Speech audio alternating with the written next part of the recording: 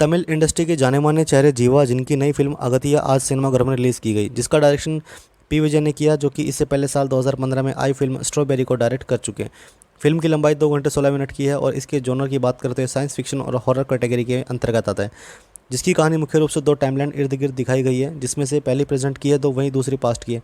चलिए जानते हैं क्या है अगथिया की कहानी और करते हैं इसकी समीक्षा।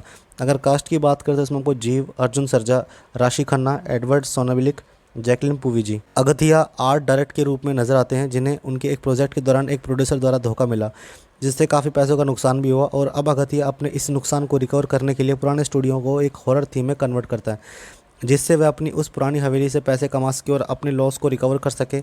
साथ ही वह नंजीलान नाम के एक स्वतंत्रता सेनानी के रोल में भी नजर आते हैं, जो कि उनके इस फिल्म में दो तरह के किरदारों को दर्शाता है।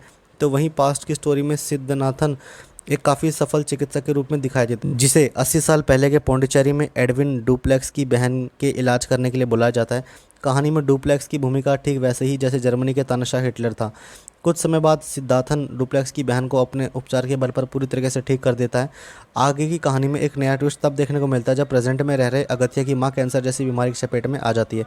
इसी बीच अगथिया को इस बात का अंदेशा होता है कि अगर उसे अपनी मां को इस संगीन बीमारी से बचाना है तो सिद्धार्थन की सहायता लेनी होगी, क्योंकि वह चिकित्सा के क्षेत्र का महारथी है। पर अगथिया को सिद्धार्थन से मिलने के लिए 80 साल पीछे जाना होगा, जो कि कोई मामूली बात नहीं है। अब कैसे सिद्धार्थन टाइम ट्रैवल को अंजाम देता है और कैसे अपनी मरती हुई माँ की ज़िंदगी को सुरक्षित करता है, ये सब जानने के लिए आपको देखनी होगी ये फिल्म।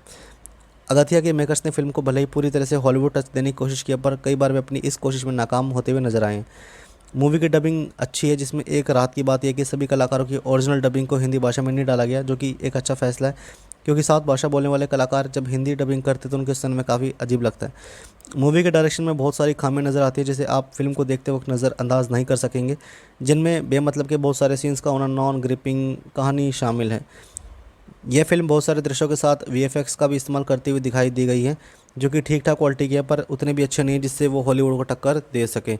फिल्म का सबसे बड़ा पॉजिटिव पॉइंट इसमें दो बड़े कलाकार कौन होंगे, जो कि जीवा और ध्रुवा सर्जा हैं। इसकी कहानी भले ही डगमगाई हुई हो, पर दोनों कलाकारों ने इसे संभाल लिया है। और अगर आपको हॉरर और टाइम ट्रैवल दोनों तरह के मिक्सचर का आनंद लेना है अगर आपको हॉरर और टाइम ट्रैवल दोनों तरह के मिक्सचर का आनंद लेना है तो तब आप ये फिल्म देख सकते हैं ओटीटी प्लेटफॉर्म पर।